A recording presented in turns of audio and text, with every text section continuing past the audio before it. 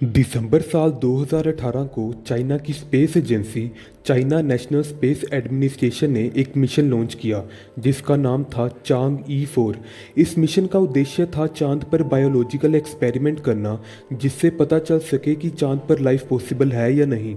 आइए समझते हैं चाइना के इस चांग ई 4 मिशन को आज के इस वीडियो में।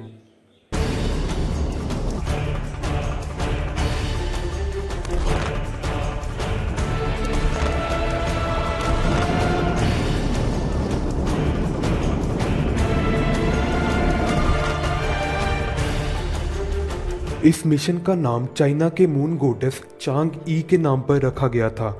चांग ई 4 से पहले चाइना ने 3 और स्पेसक्राफ्ट स्पेस में भेजे थे, लेकिन उन सब का मिशन अलग अलग था, पर वो तीनों अपने मिशंस पर सक्सेसफुल ज़रूर हुए। लेकिन आज हम बात करेंगे चांग ई 4 के बारे में।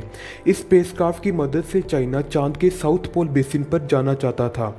इस एरिया को dark side of the moon के नाम से भी जाना जाता है। ऐसा इसलिए क्योंकि चांद का ये हिस्सा धरती से दिखाई नहीं देता, और यही कारण था कि किसी और देश ने आज तक चांद के उस हिस्से में अपना स्पेसक्राफ्ट नहीं भेजा, और चाइना ने ना अकेला अपना स्पेसक्राफ्ट भेजा बल्कि अपने मिशन में सफल भी हुआ। इस मिशन को पूरा करने के लिए स्पेसक्राफ्ट में 2 मेजर कंपोनेंट्स को भेजा गया था। पहला चांग ई 4 लैंडर और दूसरा U22 रोवर। आगे बढ़ने से पहले हम समझते हैं कि वॉन कार्मन क्रेटर क्या चीज़ है। वॉन कार्मन क्रेटर एक बहुत बड़ा एरिया है जो चांद की डार्क साइड पर नीचे की तरफ डिप्रेस्ड फॉर्म में है, और ये वही एरिया था जहां पर चांग ई 4 लैंडर को उतरना था। इस मिशन को पूरा करने के लिए चाइना को बहुत सी मुश्किलों का सामना करना पड़ा। अपने लैंडर और U22 रोवर के साथ कम्युनिकेट करने के लिए एक रिले सैटेलाइट कोइकियो को लॉन्च करना पड़ा, क्योंकि चांद की डार्क साइड को धरती से देखा नहीं जा सकता और इसीलिए उसका धरती के साथ डायरेक्ट कम्युनिकेशन पॉसिबल ही नहीं था। इसके अलावा एक स्पेसक्राफ्ट को चांद की एक ऐसी जगह पर लैंड करवाना जहां बिल्कुल भी रोशनी ना हो और ज़मीन पर भी बड़े बड़े गड्ढे हों, अपने आप में ही एक बड़ा चैलेंज था। लेकिन सभी चैलेंजेस को पार करते हुए जनवरी साल 2019 को Chang'e 4 lander successfully von Karman crater पर लैंड कर जाता है, और ऐसा करने वाला ये वर्ल्ड का पहला स्पेसक्राफ्ट था। वॉन कार्मन क्रेटर पर बायोलॉजिकल एक्सपेरिमेंट करने के लिए चांग ई 4 लैंडर के साथ सील्ड कंटेनर भेजा गया था जिसे लूनार माइक्रो इकोसिस्टम कहा जाता है। LME के अंदर कॉटन, रेपसीड, आलू और अरेबिडोप्सिस के बीज और साथ ही फ्रूट फ्लाई, जिसे हम फल मक्खी बोलते हैं, उसके अंडे थे। चाइना का गोल एकदम साफ था और देखना था कि क्या ये ऑर्गेनिजम्स इतने लो ग्रेविटी और हाई रेडिएशन इन्वायरमेंट में सर्वाइव कर पाते हैं या नहीं। बीजों को सही टेम्परेचर, पानी और रोशनी मिलती रहे, इसके लिए LME के साथ temperature control device, water supply system और LED लाइट्स भी लगाई गई थी। ये पूरा एक्सपेरिमेंट कैमरास और सेंसर्स के जरिए देखा जा रहा था। लेकिन दुर्भाग्य से सिर्फ कॉटन सीड्स ही उगने में कामयाब रहे, लेकिन सिर्फ 9 दिनों के लिए।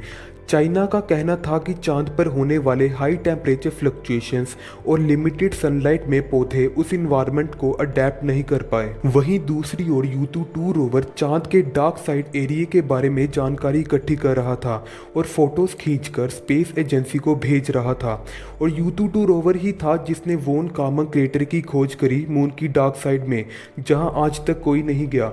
U22 रोवर ने चांद की मिट्टी पर एक्सपेरिमेंट्स किए जिससे पता चल सके कि क्या चांद पर पौधे उगना संभव है या नहीं। इस मिशन में क्या क्या हुआ इसके बारे में तो हमने जान लिया। अब बात करते हैं कि चाइना को अपने इस मिशन चांग ई 4 से क्या क्या जानकारी मिली। पहला है सरफेस फीचर्स। चांग ई 4 लैंडर की मदद से चाइना ने चांद की शेप और टेक्सचर को अच्छे से स्टडी किया, जिससे साइंटिस्ट को मदद मिली ये जानने में कि चांद कैसे बना और इतने सालों में चांद में क्या क्या बदलाव हुए हैं। दूसरा है सॉइल कंपोजिशन। इस मिशन में चांद की मिट्टी को अच्छे से एनालाइज किया गया और इस मिट्टी में ओलिविन और पायरोक्सिन नाम के मिनरल्स पाए गए जिनमें प्लांट्स ग्रो हो ही नहीं सकते। तीसरा है रेडिएशन लेवल्स। इस मिशन में पता चला कि चांद पर 2 तरह की रेडिएशंस पाई जाती हैं, सोलर रेडिएशंस और कॉस्मिक रेडिएशंस। सोलर रेडिएशंस वो होती हैं जो सन से निकलती हैं, जैसे अल्ट्रावायलेट रेडिएशन, एक्स रेस और गामा रेस। कॉस्मिक रेडिएशंस वो होती हैं जो तारों से निकलती हैं। ये दोनों ही रेडिएशंस ह्यूमन हेल्थ के लिए काफ़ी डेंजरस होती हैं। इनसे कैंसर हो सकता है और ये सेंट्रल नर्वस सिस्टम पर इफेक्ट करती हैं। ये रेडिएशंस धरती पर भी पड़ती हैं, लेकिन अर्थ की मैग्नेटिक फील्ड और प्रोटेक्टिव एटमॉस्फेयर हमें इनसे बचा लेते हैं। वीडियो के आखिर में बस इतना ही कहूँगा कि चाइना के चांग ई 4 मिशन ने दुनिया को चांद के बारे में बहुत सी जानकारी दी है, जिसे साइंटिस्ट आज अपने स्पेस मिशंस में इस्तेमाल कर रहे हैं।